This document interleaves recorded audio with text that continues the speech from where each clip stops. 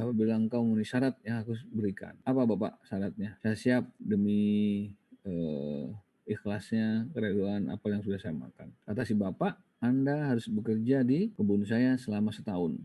Nanti baru kemudian saya ikhlaskan apel yang sudah Anda makan itu. Rupanya Bapak si pemilik kebun apel itu ingin menguji gitu ya, ingin menguji karakter dari si pemuda sabit itu. Ringkas cerita, hari demi hari, minggu demi minggu, bulan demi bulan, ketemulah setahun kemudian. Setelah bekerja di kebun apel pemilik bapak tadi itu, pemuda sabit datang lagi ke rumah si bapak itu. Oke, Alvan, alamatnya belum berubah. Tadi di mana alamatnya? RT 03 RW 10. Ya, kebalik. RT 10 RW 03. Kebalik. Apanya nih? Aduh. RT 3 RT RW 3 5 RT nomor 3 10. RW 5 nomor 10. Aduh. Jalan apa? Saya dari tadi kepalin RT RW-nya doang. Terus salah juga. Jalan Cinta. Jalan Cinta. Oh, Jalan Cinta. Iya. Itu lagu dan Alvan. Iya, Pak. Bumbu cerita saya aja ya. Ketemulah rumah itu. Udah selesai, diketok pintu lagi persis seperti setahun yang lalu. Assalamualaikum. Assalamualaikum. Assalamualaikum. Pemilik rumah, bapak itu keluar. Bapak, hari ini sudah genap setahun, saya sudah bekerja di kebun bapak seperti yang bapak minta sebagai syarat dari apel yang sudah saya makan setahun lalu. Apel udah nggak ada tuh, udah teroksidasi beneran ya, udah hilang apelnya. Dan hari ini bapak, saya kepengen bapak memberikan keredoan dari apel yang sudah saya makan itu. Apa kata si bapak, Alvan? Nak muda, saya masih ada syarat berikutnya yang harus Anda penuhi, dan langsung disambut oleh si pemuda sabit. Siap Bapak, apalagi syaratnya begitu kira-kira. Jawaban si Bapak, Anda harus menikahi putri saya yang dia buta, dia tuli, dia bisu. Gitu. Tanpa berpikir panjang, pemuda sabit mengiyakan persyaratan tadi itu. Siap Bapak, kalau bahasa WA sekarang siap 86 gitu. Siap, saya terima persyaratan yang Bapak sampaikan.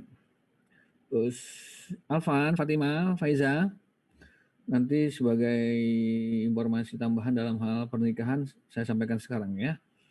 Dalam hal pernikahan ijab kabul itu, pihak mempelai wanita tidak mesti hadir di TKP, gitu ya, di tempat pelaksanaan ijab kabul, on the spot. Jadi kalau nanti Faizahnya ada di kamar, Faizahnya ada di ruang rias pengantin, Faizahnya ada di ruang sebelah, tidak di ruang tamu, nggak masalah gitu. Fatimahnya ada di Probolinggo, bapaknya lagi ke Tangerang dengan keluarga besarnya, disimpan dulu tuh Faizah atau Fatimah di rumah masing-masing itu. Oh, Faizah dari orang Probolinggo ya, Probolinggo. Bapaknya ke Surabaya atau mungkin Faizahnya lagi di Jogja. Kemudian datang mempelainya ke rumah Faizah di Probolinggo itu. Ijab kabulnya tanpa kehadiran Faizah, gitu kira-kira gitu ya. Dengan langsung.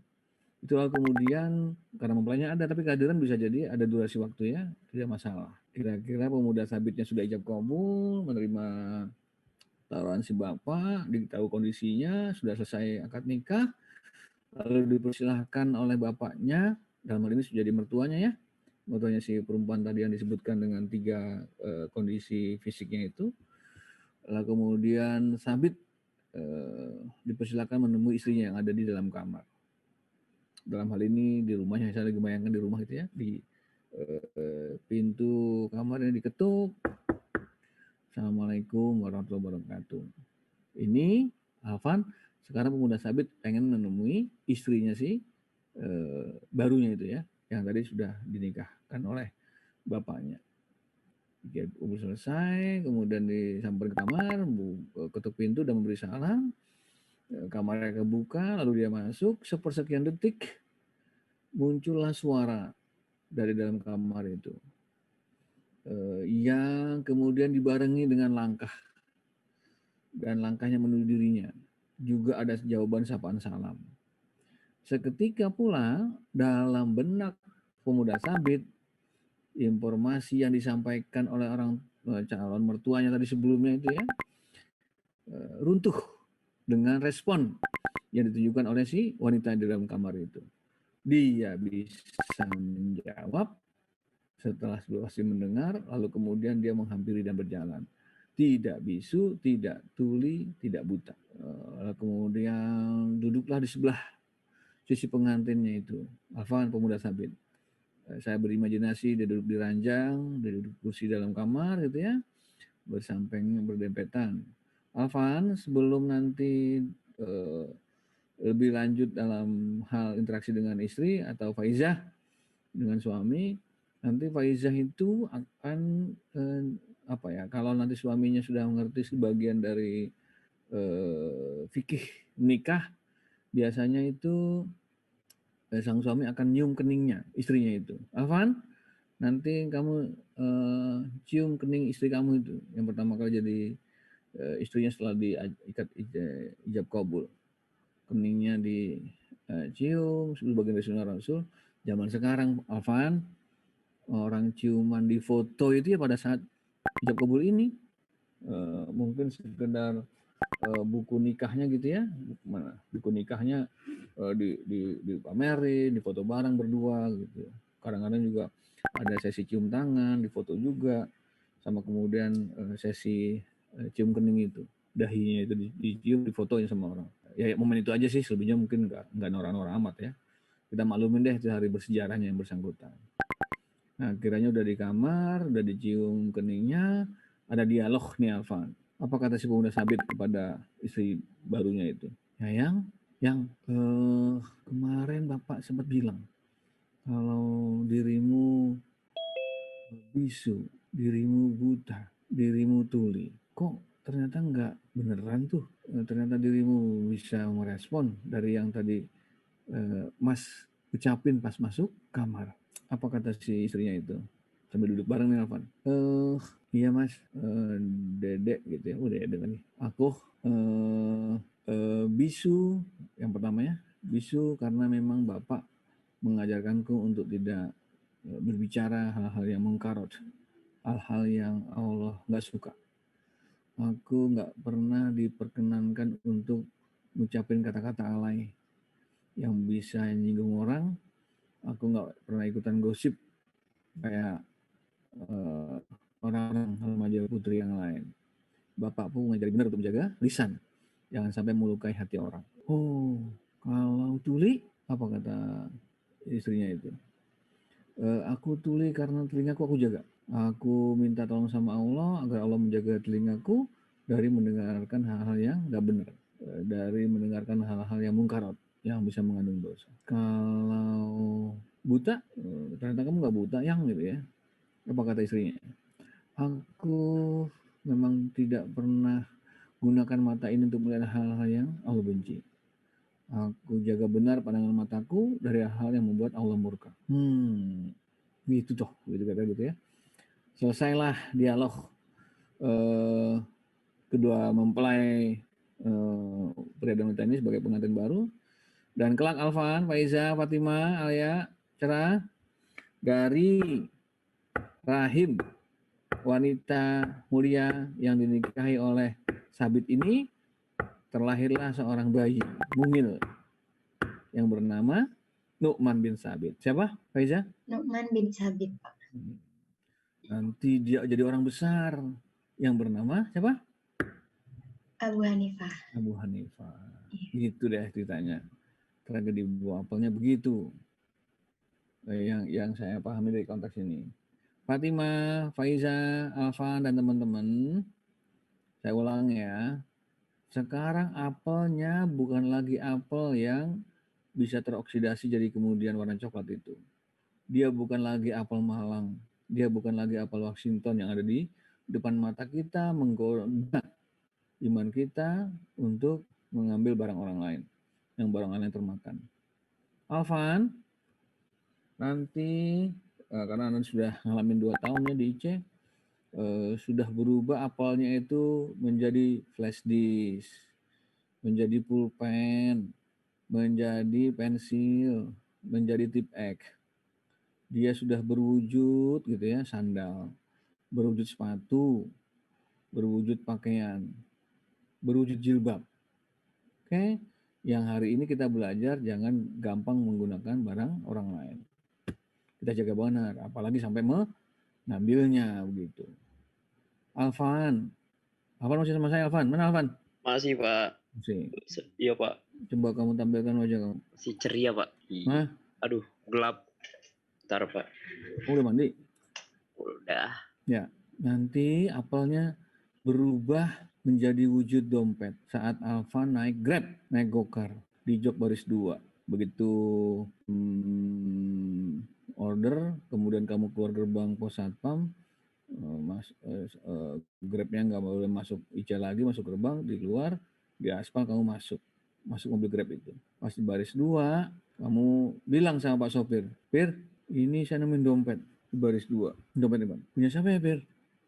Apa kata Pak sopir? Itu kali, Dek. Punya bapak yang tadi sebelum adik naik. Oh iya.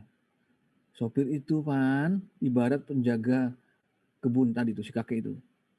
Dia hanya bisa nunjukin. Kata Pak sopir, coba kamu lihat alamatnya, Dek, yang ada dalam dompet itu. Nih, dibuka tuh sama kamu. KTP-nya ada ya kalau zaman sekarang ya. Oh, sama, Pan. Alamatnya. Mana tadi RT berapa, RW berapa, nomor berapa? Jalan apa? RT 3, RW 05, nomor 10. Jalan Cinta. Jalan Cinta. itu ada di Pondok Indah, Pan. Indah. Udah deh, Pak. Kata kamu sama sopir. Pak sopir, sekarang kita ke rumahnya dulu deh gitu. Apa kata Pak sopir? Karena kamu niat ke Karawaci, kamu niat ke Ayon gitu. Maaf deh, saya buru-buru. Kalau ke Pondok Indah belok arah, saya nggak sempat nanti waktu nggak keburu. Nggak apa, nanti saya bayarin ongkosnya. Ya nggak apa deh, nanti ada order lagi aja. Saya lagi keperluan, yang penting ada sampai ke Ayon dulu, nanti saya sampein. Nah itu ada durasi waktu. Kamu kemudian ke Ayon dulu, selesai, sampai kemudian order Grab lagi. Kamu samperin lah itu dari Karawaci atau dari Ayon, kemudian ke Pondok Indah. Nyari alamat si Pak Budi yang ada di dompet ini. Sampailah yang alamat dicari, kamu udah selesai urusan di Karawaci atau di Ayan atau di tempat yang lain tadi, menuju ke rumah si Pak Budi itu. Atau 3, RW 5, nomor 10, Jalan Cinta yang di Pondok Indah itu. Sampai alamatnya, saya nyari-nyari, kamu nggak telepon karena emang nggak ada nomor teleponnya ya. Tahu nggak Pak di dalam dompet ini? Terkumpul semua ATM semua bank, Bang. Bank-bank ini hampir semua ada 10 ATM, 20 ATM ada di sini semua. Rasanya orang ini kehilangan yang luar biasa dari harta bendanya itu. Kamu sebagai orang yang jujur sudah mendengar cerita ini, mengembalikan ke pemilik dompet itu. Ketemu rumahnya, turun dari mobil Grab, kamu cari bel, pencet belnya, ya assalamualaikum, assalamualaikum, keluar bibinya. Nyari siapa, Dek? Nyari Mbak Budi, Bu. Bener sini ya, Mbak Budi? Iya. Kenapa? Ini membalikin dompet Pak Budi, bener apa enggak? Gitu. Sebentar ya, tunggu bibinya masuk, Pak Budi dipanggil. Masuk aja dulu gitu, masuk ke halaman. Kamu duduk tuh di teras. Terus nggak lama Budinya keluar. Assalamualaikum Pak. Kamu anak yang soleh, tiba-tiba kamu cium tangan aja sama Pak Budi itu. Ada apa nak? Ini Pak, saya nemuin dompet nih, karena nama Bapak. Di alam. Pak Budinya sudah pernah lihat film juga rupanya ya. Dia ujung rambut kamu sampai kaki kamu tuh bolak-balik gitu. Hari gini zaman Jokowi masih ada orang yang jujur. Ya Allah. Siapa nama kamu? Alvan Rufera Pak. Wih, kamu lahir pinggir kali, Rivera gitu. Woy. Masih sekolah di mana kamu, Nek? Di Cendekia Pak, di Serpong. Wih, siapa gurunya? Wih, banyak Pak gitu. Siapa yang salah satu disebutin? Kamu sebutin nama saya. Rupanya Van, Bapak tadi pernah ikut taklim. Dia pernah ikut pengajian maghriban apa subuhan di masjid dekat rumahnya. Dan dia pernah mendengar tragedi buah apel ini, Van. Apa kata si Bapak? Dek, kamu mau nggak menikahi putri saya? Iya Pak, gimana ya Pak? Putri saya buta, bisu, tuli deh. Mau. Wah ini cerita Pak Awe beneran terjadi juga zaman sekarang sama diri gua kan dalam kamu. Beneran Pak? Iya beneran buta, beneran bisu, beneran tuli mau. Jawaban kamu sama seperti Pak itu. Siap 86. Oh iya, siap. Gitu. Alvan, ternyata beneran bisu, beneran tuli, beneran buta. Mau? Kalau emang itu terbaik buat saya, ya saya mau, Pak. Pasti cerita pawai berubah lagi terus endingnya. Saya mau aja gitu ya. Ya, endingnya bagus kawan. Oh, Rupanya alhamdulillah. memang benar gitu ya. Bapak Budi menguji iman karakter kamu di awal itu. Tenang deh. Rupanya masih sama itu Pan. Saudagar yang Pak Budi tadi itu mirip dengan pemilik buah apel itu. Nah, kita nggak nyangka ternyata emang terulang lagi kisah-kisah klasik-klasik itu ada aja yang terulang lagi kok. Kita nggak tahu. Oke, sampai sini saya mau bilang bahwa karakter pemuda sabit tetap kita bawa ya. Jangan gampang makan hak orang lain. Alvan, nanti apelnya sudah berubah menjadi lebih besar lagi.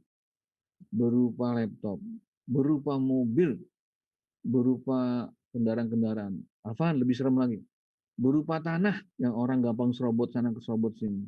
Walaupun cuma setengah meter kah, 1 meter kah gitu ya. Walaupun kemudian apalagi 2 meter, apalagi 10 meter kan. Jadi yang kemudian orang mau ngambil-ngambil aja gitu.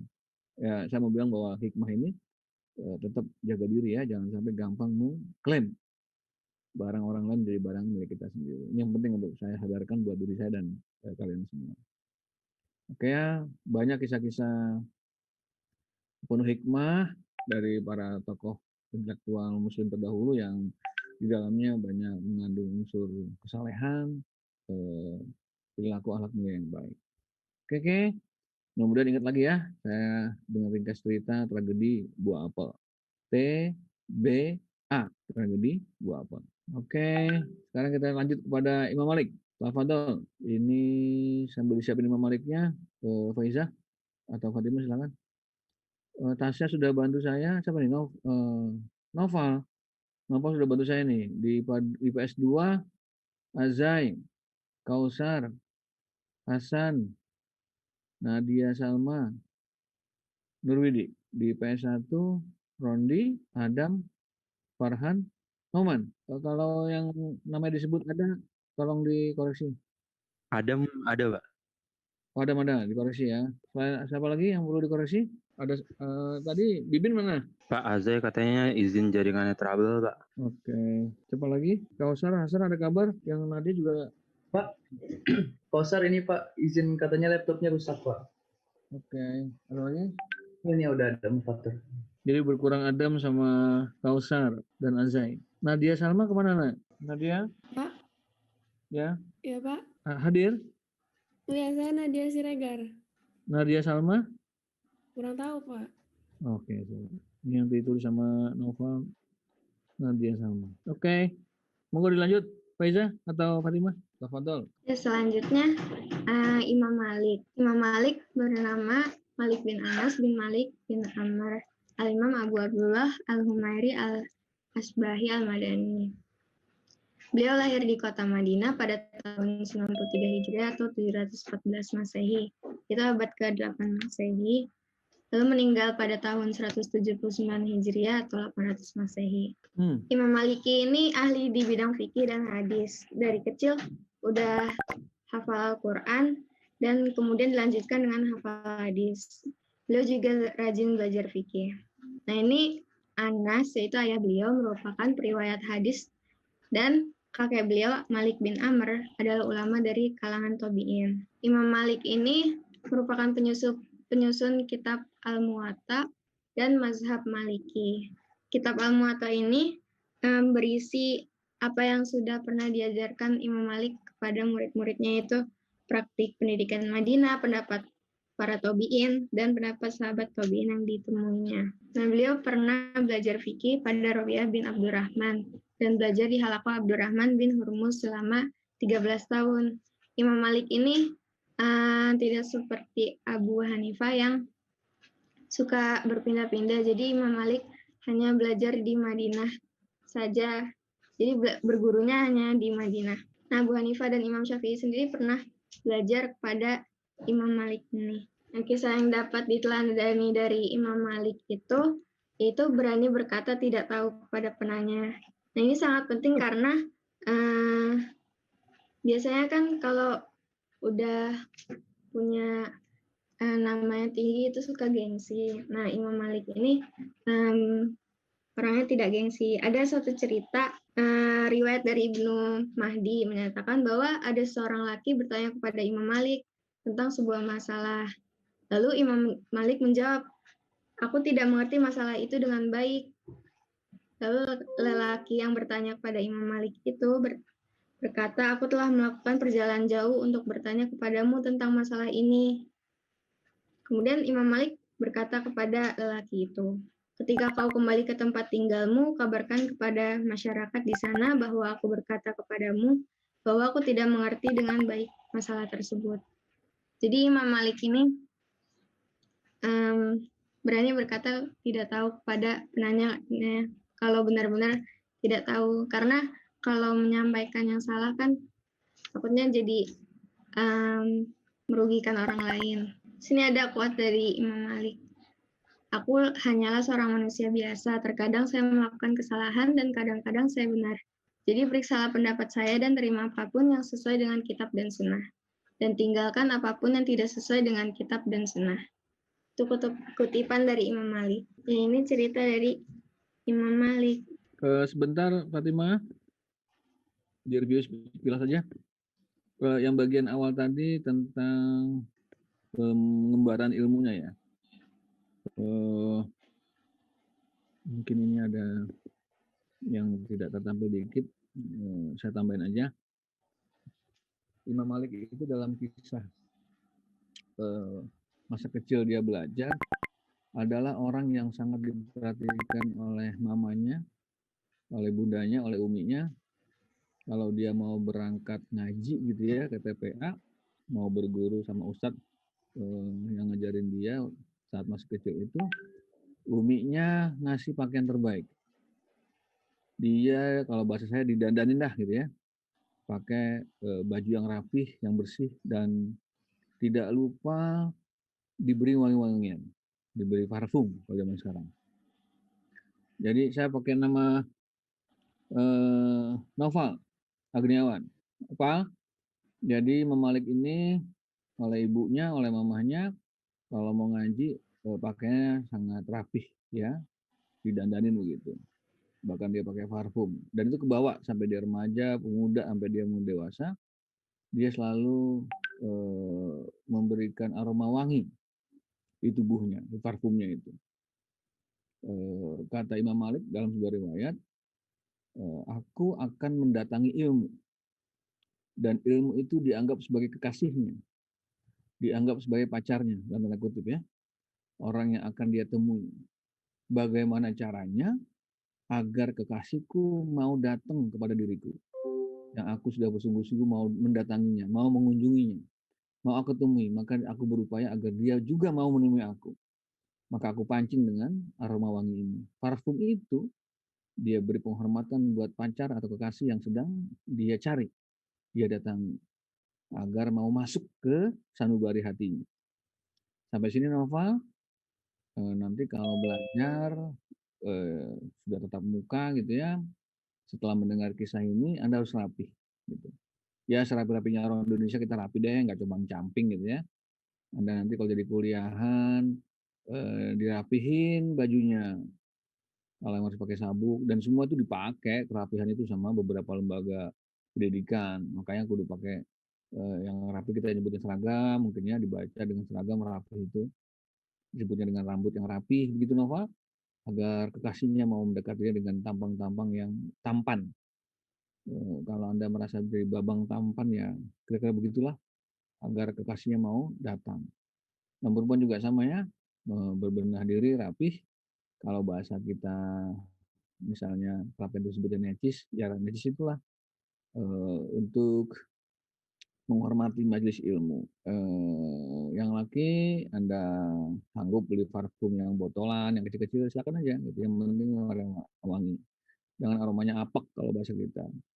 Teman-teman kalau dalam kondisi normal habis olahraga juga berbenah diri dikit, kalau pakai mandi kemudian pakai parfum biar tidak bau pada kelas berikutnya.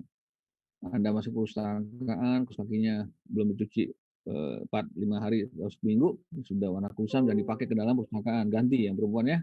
Kalau emang per 2 hari atau per sehari berkota ganti karena akan dibawa masuk biar orang lain nggak tersiksa dengan bau aroma kaos kaki itu. Itu yang kemudian kita pahami bahwa ke tempat manapun sebagai sebuah tradisi keilmuan kita kudu berpakaian yang rapih agar ilmu yang kita sebut sebagai kekasih atau pacar itu meniru Imam Malik bisa kita peroleh dengan baik. Oke ya, itu bonus cerita tentang kerapihan pakaian Imam Malik.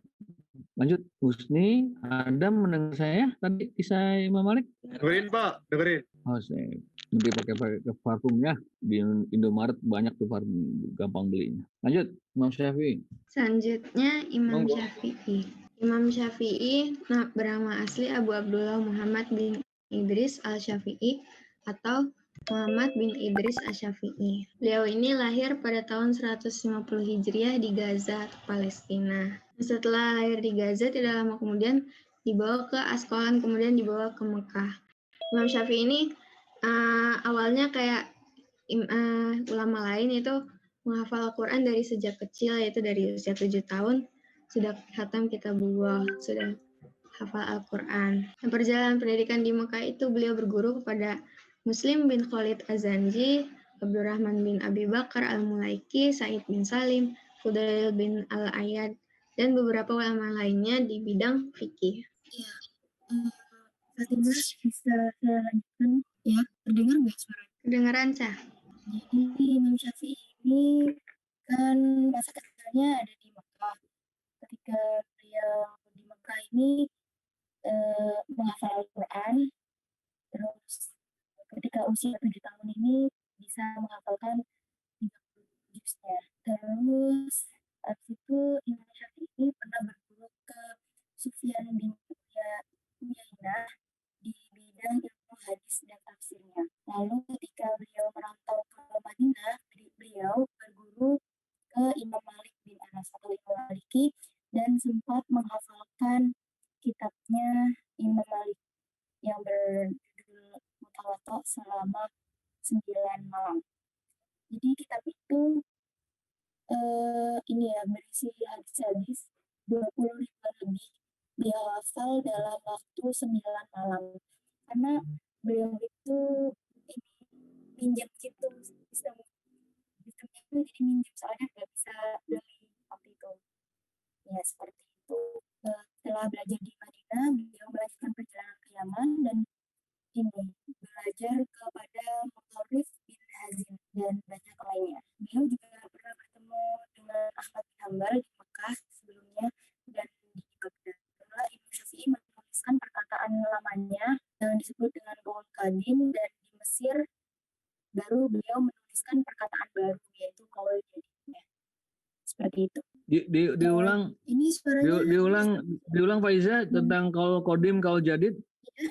Ada dalam posisi di daerah mana sama daerah mana? Diulang. Oh iya, baik Pak. Mohon maaf jika terputus-putus. Jadi Iya, kenapa ketika ini? di Baghdad, Imam Syafi'i ini kenapa? Suaranya putus-putus kenapa ya? Kurang Kenapa, jernih. Pak? Suaranya kurang jernih. Oh, kurang jernih ya? Di saya sih. Iya. Ya, Mohon maaf, Pak. lanjut. Ya, lanjut. Jadi Qaul Qadimnya ini ditulisnya ketika di Baghdad, dan Qaul Jadid atau perkataan baru ini baru beliau tulis ketika di Mesir. Seperti itu. Oke, ini poin Seperti penting itu, Pak. sedikit sebentar. Baik. Faiza sebentar. Adam menyimak. Ada terminologi Qaul Qadim, Qaul Jadid yang terkait dengan sosok Imam Syafi'i. Qaul Qadim pada saat di mana, Qaul Jadid pendapat baru ada di mana? Daerah mana tadi? Qaul Qadim di Baghdad, Qaul Jadid di Mesir. Oke. Yang lain menyimak ya. Lanjut Faiza. Oh ya, baik. Slide selanjutnya Fatimah. Boleh minta. Selanjutnya kita akan membahas tentang sikap yang bisa diteladani dari sosok Imam Syafi'i ini. Pertama, tidak sewenang-wenang meskipun kepada muridnya. Jadi kan Imam Syafi'i ini kan punya banyak murid ya. Salah satunya itu ada yang bernama Arabi. Arabi ini suatu hari disuruh untuk ke halo. Lanjut. Oh ya, terima kasih. Iya. rawi ini Robi bin Sulaiman disuruh ke Mesir untuk mengirimkan surat kepada Imam Ahmad. Lalu ketika Robi ini sampai, beliau kan ini menyampaikan surat tadi, terus waktu ketemu Imam Ahmadnya ini memberikan gamisnya kepada Robi. Lalu waktu kembali Imam Syafi'i bertanyakan ke Robinya, apa yang Faiza, Faiza, kenapa Pak? Faiza sebentar. Ya. Suaranya kurang jernih. Kasihan juga nanti capek-capek cerita nggak nyambung ke kita ini. Apa yang perlu diperbaiki? Posisi laptopnya atau posisi Faizahnya atau nyari yang mana yang bagus? Kita di penghujung acara ini. Atau Pak, jadi saya sekarang pakai ini. Coba dibantu sama Fatimah aja. Iya, baik. Yang bagian poin terakhir ini. Nanti Imam Ahmadnya pekan depan deh. Kita nggak udah keburu asar. Apa dulu? Bagian ini biar di cover sama Fatimah, mungkin lebih jernih suaranya. Iya Pak. Sorry ya. Sikap yang bisa diteladani ini, itu yang pertama tidak sewenang-wenang meskipun kepada murid. Jadi beliau walaupun kepada muridnya tetap nggak asal memerintahkan. Terus juga yang kedua yaitu mendamaikan perselisihan. Apa kisahnya apa? Bentar Pak. Yang kalau untuk poin A ini tidak sewenang-wenang meskipun kepada murid, jadi tetap menghormati posisi muridnya. Terus yang mendamaikan perselisihan, kelompok penganut mazhab Maliki dan kelompok penganut mazhab Hanafi. Halo Pak. Ya. Ya, jadi pernah suatu saat mazhab Maliki dan mazhab Hanafi ini selalu berselisih karena beda cara pandang dalam menggali hukumnya. Terus, kedua perbedaan ini dicoba untuk dikompromikan dan didamaikan oleh Imam Syafi'inya.